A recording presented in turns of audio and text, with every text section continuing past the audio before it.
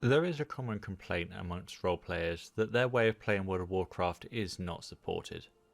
The developers never add anything for them, they say. But just how true is that? WoW has been out for over 16 years, so across all the many patches and updates, just what have they been given? Today, we will find out as we look through the history of roleplay additions to World of Warcraft. Before we begin, there are a couple of things we won't be covering. Firstly, add-ons such as Total Roleplay or Dice Master, as these are not part of the core game. We also won't be covering every zone, appearance, spell, or toy, only a few major ones. Otherwise we'd be here all day. Of course, many of these apply to non-roleplayers too, but their impact on the roleplaying scene was significant. With that sorted, let's rewind to November 2004. Before you even make a character, you are given the choice to play on a role-playing realm, or even a role-playing PvP realm. This tag, the only one that is still around for realms today, was fundamental to fostering the communities that would eventually grow into the ones we have today. Without these realms, role-playing communities may never have met or even form. It's hard to understate how important this was. Other MMOs without these tags would force you to search externally for which servers had a role-playing community on them. Making the characters, we have the 4 original races per faction, with a decent range of customization. Maybe not enough to not see your own hairstyle on other players, but enough that finding an exact twin was unlikely. That was not the only chance to customize your character though. There may have been no transmogging, but you could still grab the best looking items, store them in your bags, and put them on for roleplay. With enough gold and rep, and you could have 4 different races worth of mounts to ride on. Then we have the pets. Hunters could tame many families, and everyone else could pick up non-combat pets, from the widely available cats to the rare whelplings. There are already a few items that show how important roleplay was to early WoW. The tabard and shirt slots at this time had no other uses other than to further customize your character. They were there just for cosmetic reasons. You could wear your guild tabard with pride and design it in the perfect way for your guard guild or cultist community. Even beyond that, we have the unique looking items outside the typical fantasy norm, like the tuxedo made by tailors or the monocle from Blackrock Depths. But that is just your character. What about the world? Roleplay would be nothing without the world, and WoW had you covered. From your mainstay fantasy buildings like the keeps and taverns, complete with chairs that you could click to sit on, to massive environments where you could weave your own stories. Already in Classic we see deserts and jungles, barren wastelands and snow-covered mountains. There was a land that time forgot, and lands ravaged by demons and the undead. This vast array of landscapes means that, to this day, Kalimdor and the Eastern Kingdoms still see regular use in roleplay. And lastly, for the base game, we have the chat and emote system. Chatting and emoting are key parts, and being able to write your own custom emotes was vital for getting across how your character acted. Of course, there are also easy ways to use favourites like /wave, complete with animations, along with the essential /roll to help determine the results of actions. WoW could have been played much like a tabletop role-playing game right from the very start. Patch 1.2 is where we see our first roleplay additions to the game, with the ability to hide helms and cloaks. No longer would you need to remove your helm in roleplay, or be forced to wear those short capes that no one liked. 1.3 introduced a new emote, the golf clap. As someone who relies on sarcasm for most of their humour, this one is special to me. 1.8 added the Moonkin form for balance druids. At this time it was limited to just Tauren and Night Elves, in case you were roleplaying in the forests of Ashenvale. It is patch 1.10 and 1.11 that added mainstays that are still relevant today. 1.10 added weather, making the world a little more dynamic, letting DMs soak you if you did not wear a hood for that storm. 1.11, the last addition we see from Classic, added target markers. Not the ground-based ones yet, these should only go on NPCs or other players, but roleplayers should finally distinguish NPCs and turn even the meatiest rabbit into a mighty Doomguard for your party to vanquish. Sure, these were mainly meant for raiders, but roleplayers are resourceful, as was a godsend for DMs as much as raid leaders.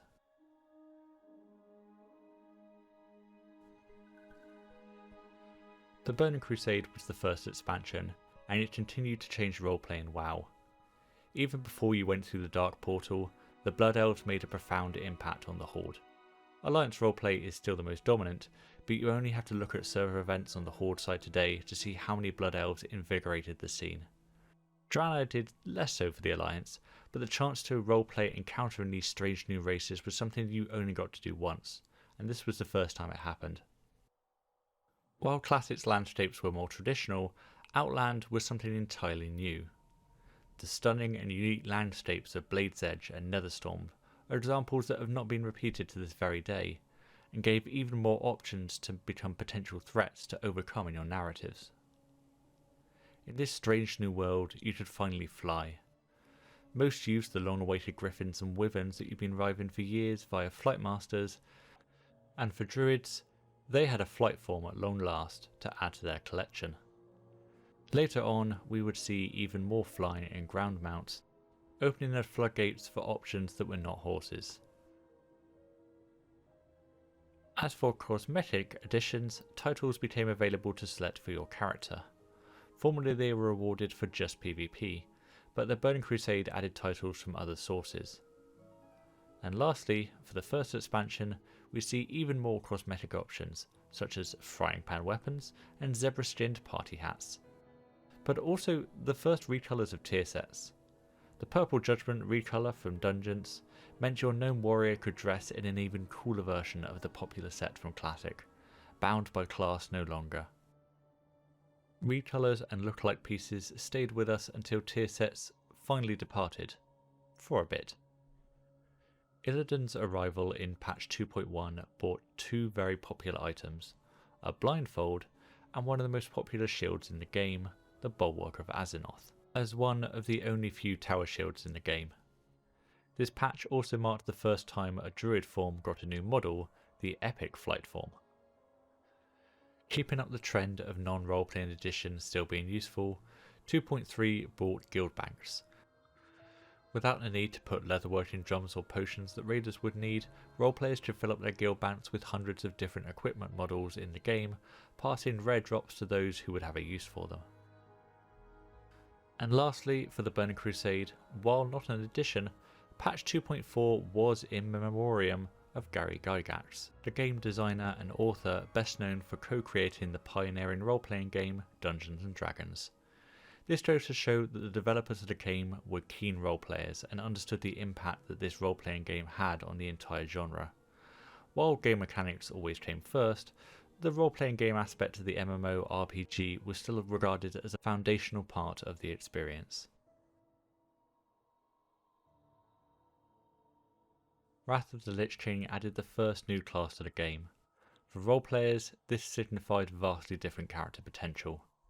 Many guilds and organisations were faced with the question of what to do with these killer machines that hungered for suffering. These were new potential storylines were not the only thing added, however. Wrath introduced the barber shop, finally allowing you to change your hair colour and style. There were newer mates added, including the famous /facepalm, along with new profession inscription. We specifically care about minor glyphs and the cosmetic changes that these added to abilities across all classes. Speaking of classes, Fury Warriors gained one of the best abilities that you could use in roleplay, Titan's Grip. The damage wasn't the benefit, it was the flexibility in using weapons, allowing two-handed swords, axes and maces to be held in one hand, with more two-handers, one-handed or shields in the other. Lastly, of course, were the new environments. While nothing was as groundbreaking as the Outland zones, Northrend featured large regions with better textures and models than Classic, with zones such as Grizzly Hills becoming instant favourites. This was helped by having a ring that could teleport you to Dalaran, making travel to these new locations easier. In addition, many new buildings were added, including a new tavern design for the Alliance and keeps for the Horde. In keeping with new design for old things, Stormwind got its harbour added. Patch 3.1 brought out the Argent Tournament, and with it many new cosmetics, themed around racial factions. You could earn titles for your capital and themed weapons, mounts and pets. For the first time since Classic, your race was shown some love. This was followed up by barbershop improvements, letting you adjust your cat and bear form colours for druids, along with some minor updates to their looks. That was it for Rattle Lich King. It may not have added much, but that was going to change in the next expansion. Cataclysm brought much to the world, including a reimagined original world, now, at last, with the ability to fly in. Even more new structures and other additions made it into Kalimdor and the Eastern Kingdoms. There were new caves, new buildings, new towns and villages. It also added our first and only underwater zone with Vashir. Of course, Worgen and Goblins were also added, as well as new class and race combinations. While roleplayers aren't tied to class as much as other players, limited classes such as the Druids were now open to Worgen and Trolls. No longer were you forced into the traditional Tauren and Elves. Tauren also gained a cloth class in Priests, and Mages for the Elves opened up the possibility of playing as a Highborn. One of the most important tools unintended, but extremely welcomed for roleplay, was also brought in with Cataclysm, the Ground Raid Markers. While clearly intended for raiders, these markers let roleplayers place their own non-player characters, move them around, and really open the possibility for flexible storytelling. Raid markers are, without a doubt, one of the most important additions for roleplay in the entire game. Along with even more cosmetics, we also see the introduction of a new emote, /read, also displayed while opening up the map. Guild perks were also a thing, and while fairly minor, the mass summon was immensely useful for roleplay, as it allowed quick travel to far off and obscure locations for roleplaying events. Cataclysm's updates in regard to roleplay potential started small. 4.1 added the Guild Finder with roleplay as one of its tags. 4.2 added more hairstyle, including the most well-known human male hairstyle you'll see on many a warrior. But it was really 4.3 that shook up the scene with what it brought, and I'm not talking about an easier way of placing raid markers. Transmogrification and its counterpart Void Storage were incredible. Of course, roleplayers could always swap their outfits for events before, but that always took up bag space and you'd be forced to wear weak greens from Classic. Now, bound by armor class restrictions, you could wear what you wanted at all times. Control over your character's looks has never been stronger, and the variations you would see truly invigorated the scene. Pandaria brought a new race and a new class. The addition of monks meant new animations, and the Pandaren were the first neutral race as well as the best looking at this point. Other races were getting jealous. The visual quality did not stop there though. Pandaria remains amazing to look at to this day, with some of the best forests and fields that you'll find, along with the disturbing dread wastes and their striking Shar aesthetic. Still, others just enjoyed their time on their farm, and the cosmetics that helped them be a farmer they really wanted to be. Titles, pets and mounts all became account-wide as collections, meaning no more items required in bags. Now you could get a new character idea up and ready to go without having to farm out that perfect mount or companion. Cross-realm zones had begun to fill up the world a little more. Pandaria did not add much during its patches. Unless you count the Treant form being able to be set alight by a campfire, there was nothing until 5.4, when realms began to be connected, including role-playing realms. In Europe, my own realm of the Venture Company was connected to Defias Brotherhood, Sporica, Ravenhold and the Starshield Legion. Considering how community-focused roleplay is, these connections were vital. We also saw the last animated emote given to us using /tower, and Titan's grip was extended to polearms, finally allowing warriors to use a spear and shield. To the joy of everyone, Warlords of Draenor bought new character models for the original races as well as the Draenei. To go along with this, the barbershop could now change your face, almost reaching the stage it is at currently. The toy box was also created, and as it was account-wide, lots of rare and unique toys with a lot of use in roleplay could now be used with great ease. As for the world itself, nights became darker and fly mounts should finally be used on the ground as you'd ride through the grass. At long last it would now move as you went through it. It was the garrison that was the defining feature of the expansion. While loathed by some players for the constant farming it required, for role players they should finally make their own town with brand new building models. The Stage 3 barracks had an amazing prison cell, and Stage 3 stables were unmatched in scope. The location may not have been for everyone, but they were the closest we'd come to not just player created houses but towns too.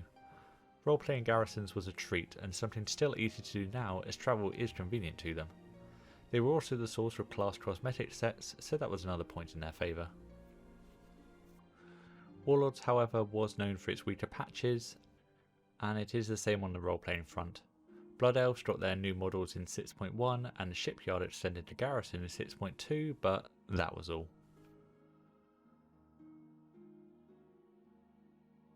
Legion marked the arrival of the Demon Hunters, and of course, thanks to the Warglaives and Blindfold, role-players had been playing as them since the Burning Crusade. What Legion really made its mark on was the cosmetics. The Appearance tab was added, bringing the transmod system to near full potential. The cosmetic tag was added to items from the past, but also to new arrivals at the class halls. With such a heavy class focus, every class found new sets and even some cosmetic abilities. Along with glyphs changing to directly change abilities in a purely visual way, Legion was the expansion of class fantasy. It wasn't just that though. Legion bought some impressive looking new zones. A personal favourite of mine were the foggy marshes on the coast of High Mountain, but for many the crowning jewel was Suramar, a city like no other and a testament to what cities could be in WoW. Even Stormwind got a repair job after the Cataclysm. The last part of Legion's base game for us was some modified emotes. No new animations, but a number of emotes received new voice lines to accompany them. However, Legion was not done yet.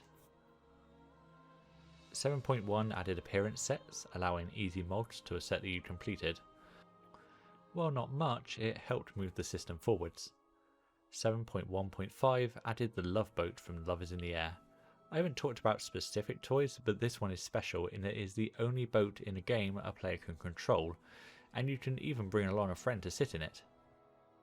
7.2 added a few new features.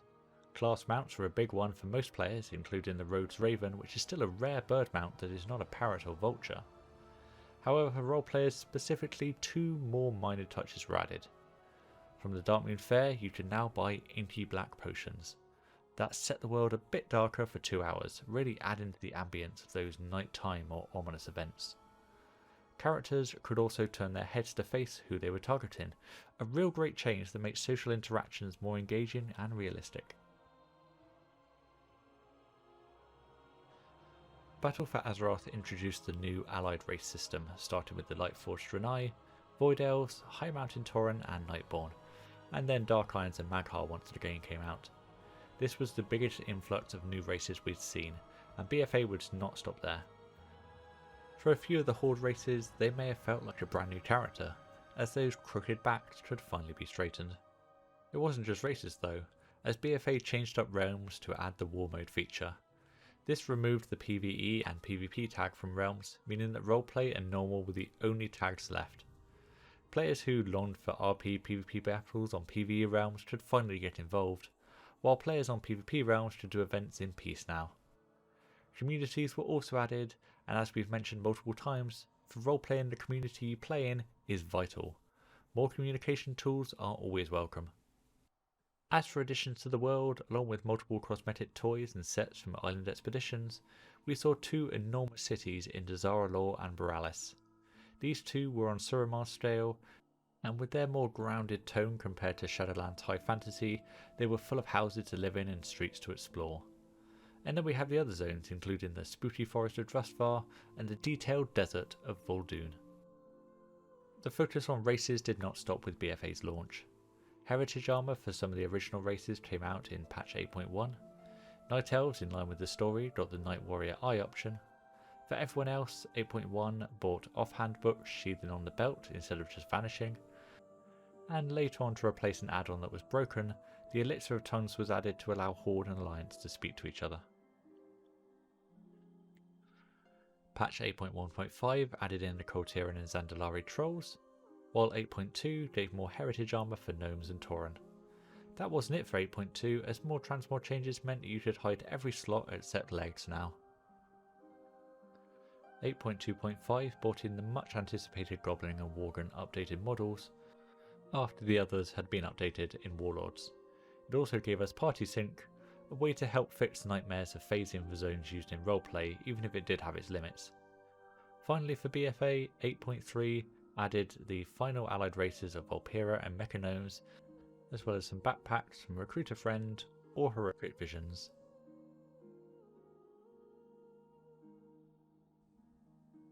And this brings us to the most recent expansion, the Shadowlands. Shadowlands was defined by its cosmetic release, with many new options added for all non-allied races. Druid forms could be changed in the barber shop, and in the Shadowlands itself, each of the covenants had multiple cosmetic rewards in the form of sets and back pieces. The zones in Shadowlands were also fairly unique, and while for some role players it was hard to justify travelling to the Shadowlands in character, the towns in Revendreth or the Death of Maldraxxus still have a place on Azeroth. The first major patch added more cosmetic pieces, with the Shadowlands themed items such as shoulder pads or cosmetic armor sets, to the much requested and well grounded glasses. For the future, 9.1.5 was first announced with customizations for more allied races, as well as trying to solve many of the issues that players had had with Shadowlands, also providing even more cosmetic options. While role players may have felt Blizzard doesn't give them enough, over the years there have been hundreds of additions. Considering how creativity focused roleplay is, it is no surprise that it has taken the tools not designed for it and shaped them into a fundamental part of the game. That doesn't mean we don't want more, however.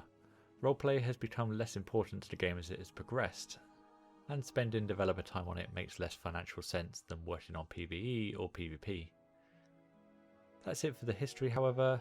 Next stop, the future. We are going to be looking at what makes your World of Warcraft roleplay character different to other roleplaying games, and the steps that you'll want to go through to start roleplaying in this massive world of Azeroth. Until then, thanks for watching.